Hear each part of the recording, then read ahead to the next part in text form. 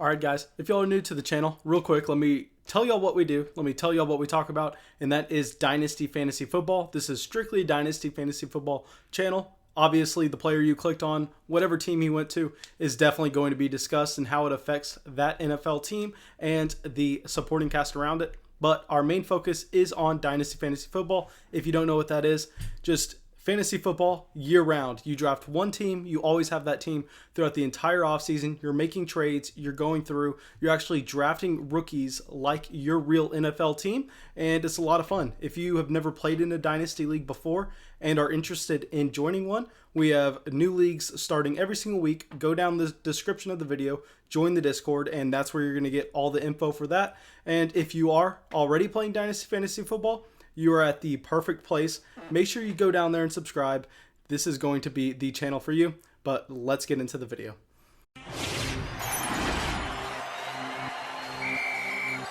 That may be the greatest catch I've ever seen in my life. Alright guys, and y'all know if y'all been watching for the channel, I've been pushing this very hard lately just because I get y'all 2 videos a day, but it's more important now than ever. I need y'all to make sure you go down and like this video. I'm going to be putting out 4 to 5 videos a day, so I promise you, I sent that screenshot earlier with what happens in the YouTube algorithm. If I upload more than 1 video a day and y'all don't leave a like, pretty much it just kills the channel. So it's now more important than ever. Make sure you go down right now and leave a like on this video. Alright guys, we need it today. I just got back to my laptop. We're about halfway through round 2, and oh my gosh, these landing spots are insane. Jonathan Taylor, J.K. Dobbins, Michael Pittman, T. Higgins, and pretty much every single player that we wanted to see go off the board in this range landed in a smash spot, including Jonathan Taylor. We'll get into him in a little bit. The only player that I would say so far that landed in a below average spot was Deandre Swift, my running back, my RB1 pre-draft, landed in the death sentence spot. I know we did not want to see a running back go to Detroit. That was the last thing we wanted to see. I will get into Deandre Swift in a later video, so not going to spend too much time on him. We are going to focus on Jonathan Taylor, a running back that I am on record for saying was overrated coming into the NFL draft by the Dynasty community. I was confident that Jonathan Taylor was not going to go in the first round of the NFL draft. I was confident he was going to go quite a good amount after Deandre Swift. And I thought that he had enough questions around his profile and he needed to land in a situation where they had no third down back. I was worried that he was actually going to be a sneaky candidate to be drafted to the Los Angeles Chargers and play in a committee with Austin Ekeler. But all concerns out the window. He lands in the dream spot. I did make a video with ideal running back landing spots before the draft. I said the number 1 spot for Jonathan Taylor to go was the Indianapolis Colts because it fits his playing style so well, just to a T. Jonathan Taylor is going to be able to excel in this system way more than he would have on any other NFL team. I think he's going to be better on the Indianapolis Colts than he would have been on the Kansas City Chiefs and the Baltimore Ravens. And I know those 2 spots are also prime landing spots for running backs, and we actually got to see rookie running backs go there. So it's going to be a real interesting conversation how we should rank these guys. I'll get into how I think about that later on in the video. First, let's focus in on Jonathan Taylor. And the story around Jonathan Taylor is production and athleticism. Really, I don't care too much about production at the collegiate level. Obviously, it is a positive, but unlike the wide receiver position, where I'm saying if you don't have production, you're off my board, I need to see that. The running back position, I can overlook it. If you didn't produce till your junior year, or even you never really had a ton of production in college. I mean, we see this all the time with an Alvin Kamara, with a Miles Sanders, with the Josh Jacobs. These guys can come in the NFL if they have the traits and they can be successful in an NFL offense. But at the same time, if you have the option to see production, that's what you want, and that is what Jonathan Taylor gave you. In 2017, his true freshman season, he ran for 300 attempts, almost 2,000 yards, and 13 touchdowns. How many running backs are we seeing do this as true freshmen? 2018, he comes in, runs for over 300 attempts, almost 2,200 yards with 7.1 yards per carry and 16 touchdowns. 2019, 320 attempts, 2,000 yards, and 21 touchdowns. This is just unreal production. I mean, if I told y'all these marks and you didn't know about Jonathan Taylor, y'all would probably think that I was lying to you or I was talking about a player that played Division II college football. not a player that played in the Big Ten, although Jonathan Taylor was running behind one of college football's best offensive lines.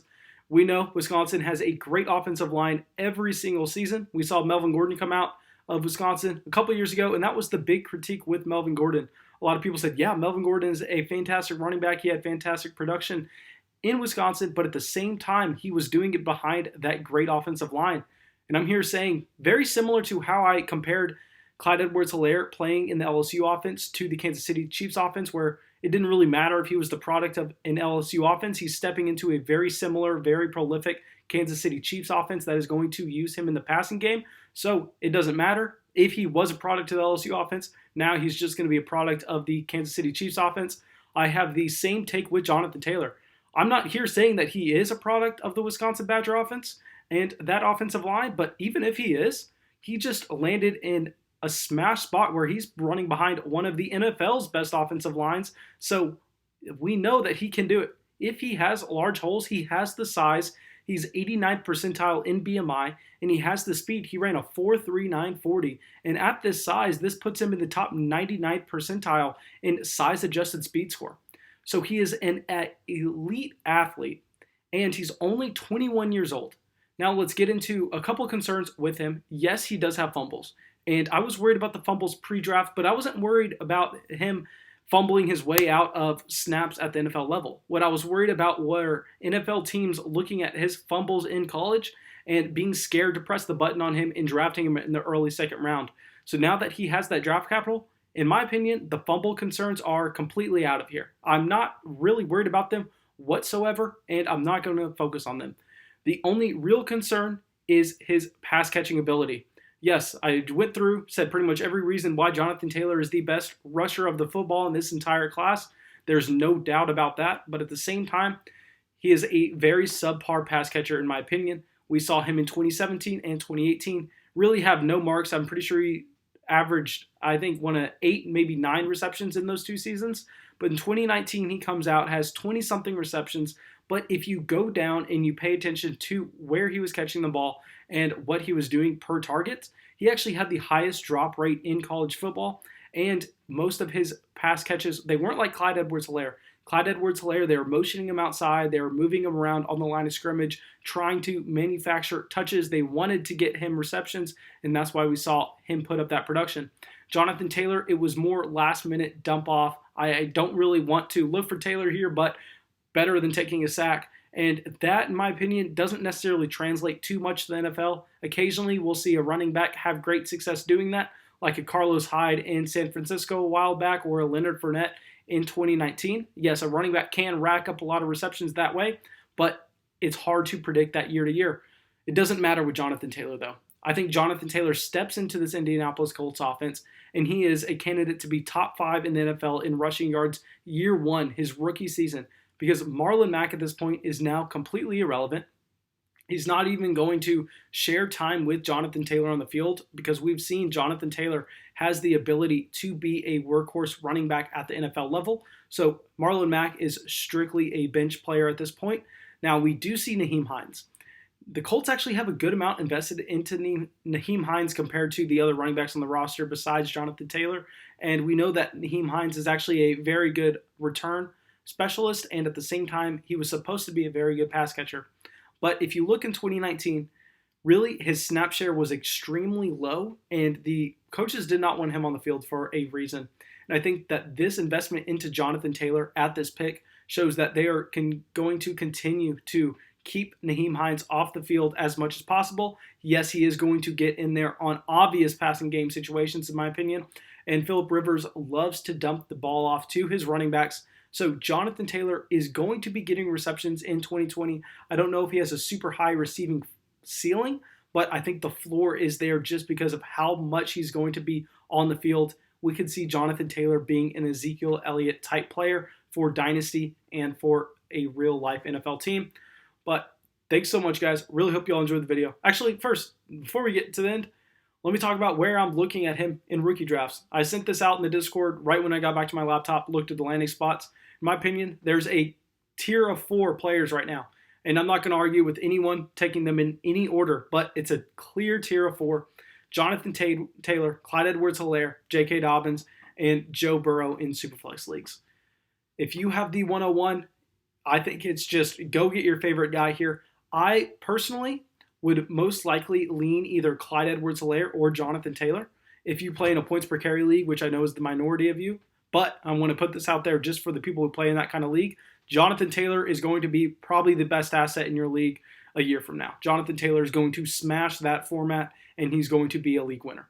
But if you play in a regular PPR league, I can understand wanting to take Clyde Edwards-Helaire ahead of Jonathan Taylor. I think it's going to be an argument for a little bit, but I'm confident in saying that the majority of the Dynasty community will have Jonathan Taylor ahead of Clyde Edwards-Helaire in Dynasty rankings and in Redraft 2020 rankings. But I might be in the minority and say that they are even, and I'm really just going to be, if I have the 101, maybe I just trade back to the 102, try to pick up anything, and let the guy in front of me make the decision for me. I believe that Jonathan Taylor is most likely going to be the guy most people pick at 101, though. But thanks so much, guys. Really hope you all enjoyed the video. Really hope you all got something from it. As always, if you did, make sure you subscribe. Make sure you actually hit the little bell next to the subscription button. Then you will know exactly whenever I upload. And I'm going to be trying to get y'all as many videos as possible as we continue this draft process.